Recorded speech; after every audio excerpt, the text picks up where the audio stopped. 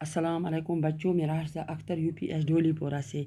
आज हमें अपनी छठी जमात की उर्दू किताब का सबक शेरी मैसूर टीपू सुल्तान पढ़ना है, जो सफ़ा नंबर 72 पर है।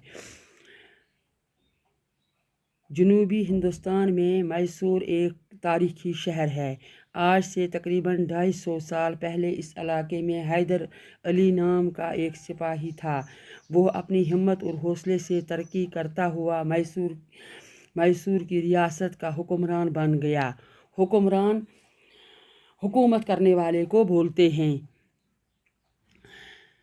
18वीं सदी के आखिरी हिस्से में अंग्रेज़ों ने मद्रास में अपना इक़्तिदार कायम कर लिया था। मद्रास भी हिंदुस्तान की एक रियासत है। वो चाहते थे कि एक एक करके जनूबी रियासतों को ज़ेर कर लें और अपनी हुक्मरानी कायम कर लें। अंग्रेज़ों ने बाज़ देसी रियासतों की मदद से हैदर अली की कुव्वत को कुचलना चाहा। कुचलना बोलते हैं रोंदने को। उसकी ताकत को वो रोंदना चाहते थे, लेकिन उन्हें कामयाबी हासिल नहीं हुई। हैदर अली भी अंग्रेज़ों की चालों को खूब समझ रहा था। चाल चालाकी को बोलते हैं। उसने तनी तनहा अंग्रेज़ों को पाई दर पाई शिकस्तें देकर अपनी बहादुरी का लोहा मनवा लिया। तनी तनहा बोलते हैं अकेले को। उसने अकेले अंग्रेज़ों को लगातार पाई दर पाई लगातार शिकस्तें देकर अपनी बहादुरी का लोहा मनवा लिया। उसने उनको शिकस्त दी, लगातार शिकस्त देता रहा। वो सन 1782 ईस्वी में उनका इंतकाल हो गया। इंतकाल बोलते हैं मरने को। उस वक़्त उसके बेटे फतह अली टीपू की उम्र 20 साल की थी। हैदर ने टीपू की आला तरीन तालीम का इंतज़ाम किया था। आला तरीन तालीम, ऊंची तालीम का इंतज़ाम किया था अपने बेटे की पढ़ाई का, और उसको बेहतरीन जंगी तरबियत दिलाई थी। उसको जंग की भी तरबियत उसने दिलाई थी। वो अपने बाप की तरह बाहिम्मत, हौसलामंद और दिलेर था। बाहिम्मत, हिम्मत वाला, हौसलामंद भी हिम्मत ही को कहते हैं। बहादुर, दिलेर, बहादुर।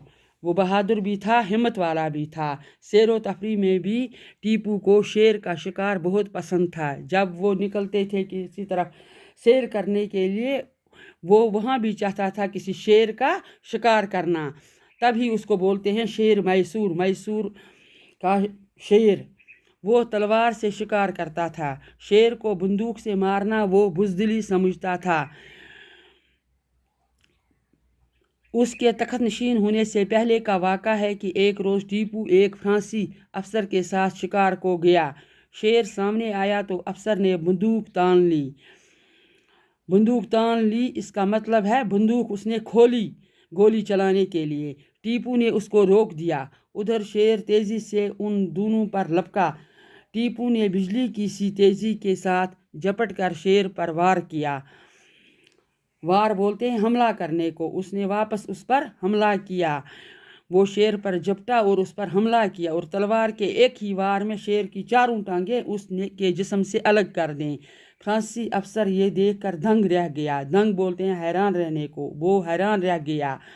इस वाक़ा के बाद से टीपू को शेर मैसूर के नाम से याद किया जाने लगा। टीपू अपने वालिद हैदर अली के साथ बहुत सी जंगों में शरीक हो चुका था।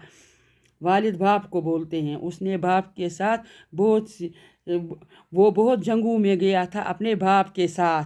जब वो तख्त नशीन हुआ तो जंग के बादल चारों तरफ छाए हुए थे।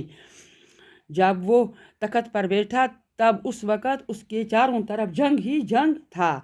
अंग्रेज़ बार बार रियासत पर हमले कर रहे थे, क्योंकि वो इस रियासत पर कब्ज़ा करना चाहते थे।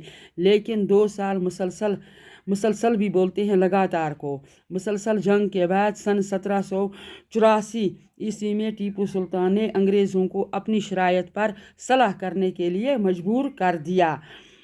उसने उनको मजबूर कर दिया, उसके कुछ शरायत रखे जिस पर वो मजबूर हो गए अंग्रेज़ उसके साथ सलाह करने पर। बच्चों, आज के लिए इतना ही। आप ये सबक अच्छी तरह याद करना, और एक 2 पेज भी लिखा करो और सबक याद किया करो। खुदा हाफिज़।